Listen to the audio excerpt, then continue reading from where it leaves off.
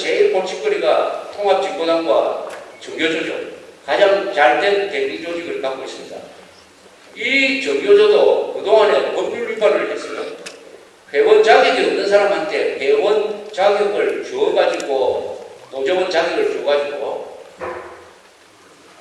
명백한 법률 위반을 해왔는데도 불구하고, 그것이 법률 위반이라는 대법원의 확정 판결이 있음에도 불구하고, 우리 담당 부처는 정교조에 대해서 시정 조치를 내렸음에도 불구하고 거부를 하니까 거기에 따라서 당연히 법 외 노조로 통보를 해야 됨에도 불구하고 안 하고 있어요. 그런데 바깥에서는 우리의 노력에 의해서 정교조도 통진당처럼 아주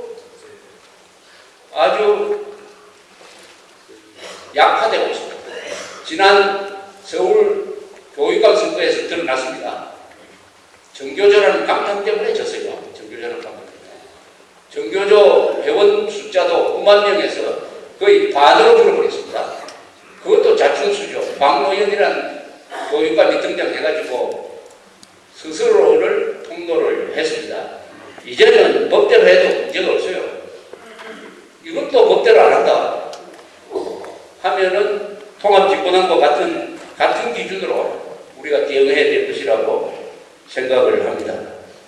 따라서 우리 애국운동의 방향은 아주 간단하게 되었습니다. 그 다음에는 핵 문제인데, 이 공산주의는 절대 악이기 때문에 그것은 반드시 악한 행동을 하게 되어 있는데, 북한 정권이 저지르는 3대 악이 있죠. 하나는 핵개발, 민족 공격 핵개발하는 거고, 또 하나는 정복 세력을 키운 것이고, 하나는 북한 인권 문제. 유태인을 학살하듯이 지금 우리 불쌍한 동포를 학살하고 있는 이 세 가지 문제는 북한 정권이 없어지지 않으면 절대 해결할 수 없습니다. 핵 문제, 정복 문제, 북한 인권 문제는 북한 정권을 무너뜨려야 됩니다. 그런데 북한 정권을 무너뜨리려면 핵을 반드시 없애야 돼요. 핵을 가지고 있는 한 잘 무너지지 않습니다. 핵무기를 가지고 있는 한 무너지지 않고 자유통일이 불가능하다고 보는 게 맞아요. 이렇게 하면은 똑똑한 사람들이 이렇게 묻습니다. 소련이 핵무기가 그렇게 많았는데도 무너지지 않느냐? 핵무기 때문에 무너지지 않는다는 것은 말이 안 된다. 이렇게 이야기합니다. 그건 너무 똑똑해서 그런 이야기를 하는데, 이렇게 질문하면 되죠. 그러면은 소련은 핵무기를 가지고 있고 미국은 핵무기를 가지고 있지 않았는데도 소련이 무너졌겠느냐? 그 소련이 무너졌겠어요? 미국이 무너지죠. 미국은 핵무기를 안 가지고 있고 소련은 핵무기를 갖고 있는데 왜 소련이 무너집니까? 미국이 먼저 무너지죠. 미국이 핵무기를 갖고 있고 소련이 핵무기를 갖고 있는 상황에서 미국이 소련에 대해서 심리전하고 자유의 바람을 불어넣어가지고 안에서 그 소련 사람들의 생각이 바뀌어가지고 소련 사람들의 손으로 소련 정권을 무너뜨리는 전략을 썼기 때문에 소련이 무너진 겁니다. 우리는 미국처럼 핵무기를 갖고 있지 않습니다. 핵무기를 갖지 않는 나라가 핵무기를 가진 나라를 통일한다? 이긴다? 몽둥이 든 사람이 권총 든 사람을 이긴다는 거하고 똑같은 거죠. 절대로 불가능합니다.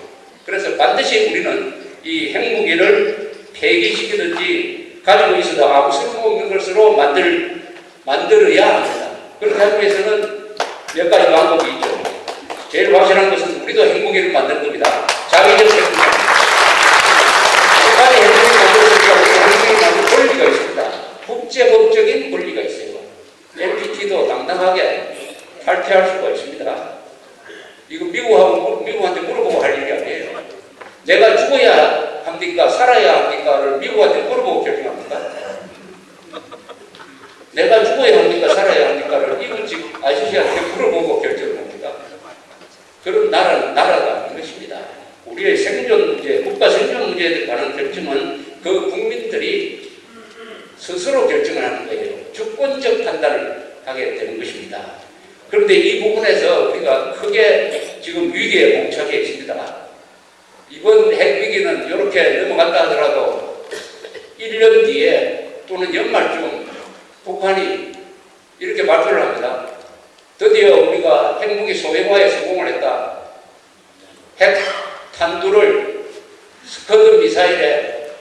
가지고 휴전선 북방에 우리가 50기를 배치를 했다. 이렇게 선언합니다. 50기를 배치했다. 어떻게 할 겁니까? 김정은이가 누르면 7분 만에 이 상공에서 터집니다. 서울 상공에서 터져요. 7분입니다. 오는데 7분 만에 탐지해가지고 요격할 수 있는 기술이 한국에는 없습니다. 맞아요. 맞아요. 미국도 그 기술 개발하려면 시간이 많이 걸립니다. 우리는 무방비 상태예요. 그러면은 서울은 수도권은 핵무기를 쓰는데 가장 좋은 환경 속에 있습니다. 왜냐하면 인구가 밀집해 있습니다. 시베리아에는 핵폭탄을 100개를 떨어뜨려도 아무 문제가 없어요. 그러나 서울에는 10개만 떨어지면 끝난다고 봐야 되겠습니까? 인구의 반 전체 경제력의 70%가 집중되어 있는 이 서울에 7분 만에 핵무기가 떨어져서 한국을 끝장낼 수 있다 하는 생각을 하게 되면은 김정은이가 아니라도 저라도 손이 건질건질하지 않겠습니까? 이것만 눌러버리면 7분 만에 끝나는데요. 김정은이가 누르려고 할 때 옆에서 말릴 사람이 없습니다.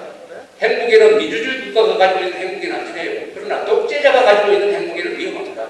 특히 저런 미친놈이 갖고 있는 핵무기는 이게 언제 터질지 우리도 모르고 자기도 몰라요.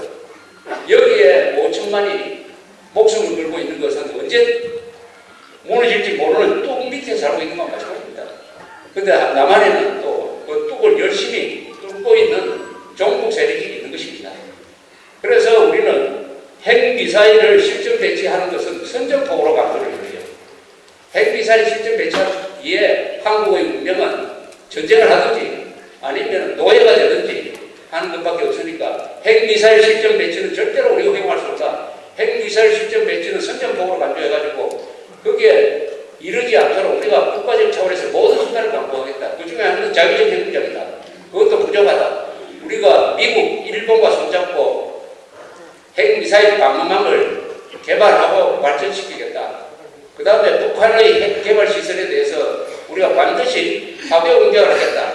필요하면 거기 기술자도 무력화시키겠다.